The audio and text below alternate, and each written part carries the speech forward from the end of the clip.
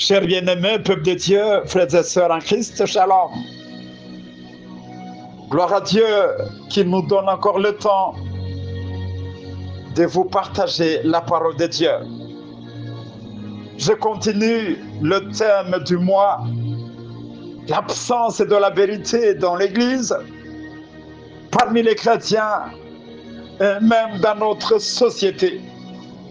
Et sans plus tarder, j'aborde le troisième sous-thème, les lèvres mensongères. Qu'est-ce que la Bible nous dit à propos? Dans le livre de Proverbes 12, 22, cette écriture nous dit « Les lèvres menteuses sont en horreur à l'Éternel, mais ceux qui agissent en homme fiable lui font plaisir. » Dans le même livre, le 4e chapitre, le 24e verset nous donne un conseil. C'est une écriture, c'est un texte qui parle à une personne. Garde-toi de prononcer des propos tordus. Rejette les discours pervers. Garde-toi de prononcer des propos tordus. Rejette les discours pervers. Parole du Seigneur. Alors, si je reviens au premier texte, les lèvres menteuses sont en horreur à l'Éternel, mais ceux qui agissent en homme fiable lui font plaisir. Dans ces proverbes, il y a deux contrastes. Le premier parle des lèvres fausses qui sont en horreur à l'Éternel. Il s'agit de tes propres lèvres, de mes propres lèvres et non celles des autres. Chacun est concerné. Tes lèvres sont concernées. Donc, tes mensonges, mes mensonges, que je considère moins graves, que tu considères moins graves, sont une abomination pour Dieu. Toute tromperie, qu'elle soit faite pour manipulation, qu'elle soit faite pour éviter des conséquences, est radicalement opposée au caractère divin. Le second contraste nous dit ceci: ceux qui agissent avec vérité sont agréables à Dieu. Alléluia. Ceux qui agissent avec vérité sont agréables à Dieu. Dans ces contrastes, l'accent n'est pas seulement placé sur les paroles vraies qui sortent des bouches de ceux qui agissent avec vérité, mais sur l'action fidèle, l'action authentique. Et ici, la vérité signifie la loyauté, la fiabilité, l'honnêteté dans la conduite globale de celui qui aime agir avec vérité. Alléluia. Dans la suite de cet enseignement, frères et sœurs, je vous invite à suivre les quelques caractéristiques des lèvres menteuses. Les lèvres d'un chrétien menteur, je regrette, je suis désolé de l'appeler chrétien, mais disons ça pour embellir et pour faire comprendre ce que nous sommes réellement, alors que nous ne devrions pas l'être. Les lèvres d'un chrétien menteur, les lèvres d'une chrétienne menteuse sont caractérisées par 4 choses.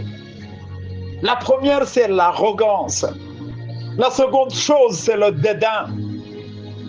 La troisième chose, c'est la haine dissimulée. Et la 4e chose, c'est nuire à l'autre. Les lèvres d'un chrétien menteur sont arrogantes. Elles sont pleines de dédain. Elles dissimulent la haine envers l'autre. Et le but des lèvres d'un chrétien menteur, c'est nuire à son frère, nuire à sa sœur, Mais je me pose la question, pour gagner quoi? Frères et sœurs, toutes ces choses sont en horreur à l'Éternel. Un chrétien aux lèvres arrogantes parle avec insolence. Il parle avec dédain et orgueil. Ses lèvres cachent de la haine et même de mauvaises intentions. Ses lèvres manipulent et répandent de faux bruits. Elles sont source de conflits et ne reflètent pas la vérité intérieure, contrairement à l'homme intègre. Je pense que chaque auditeur est en train de suivre ces paroles avec attention. Ça, ce sont les caractéristiques des lèvres menteuses. Voyons maintenant les conséquences. Les conséquences des lèvres menteuses.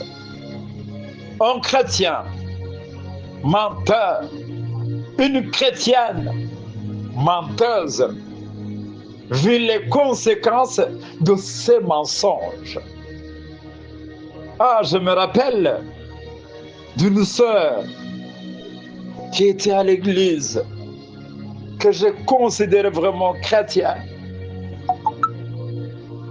Elle est sortie dehors, elle est allée influencer tout un groupe de gens. Elle a commencé à parler du mal de moi. Quelles sont les conséquences des lèvres menteuses? Le menteur ou la menteuse, la première conséquence, il est détesté, elle est détestée par Dieu. Ça, c'est la première conséquence.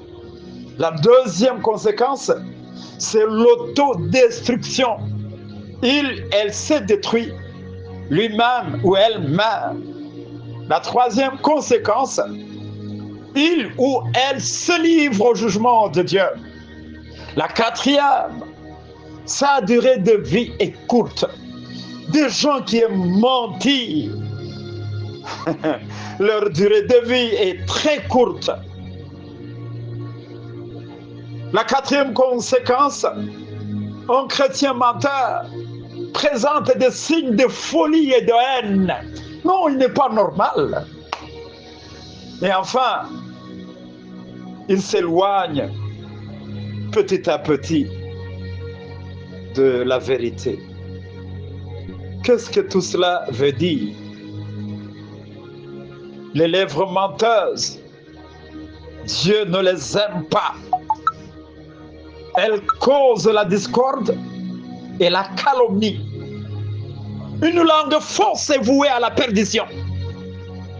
De manière claire, celui ou celle qui utilise de fausses lèvres est décrit comme un fou qui dissimule sa haine sur l'autre.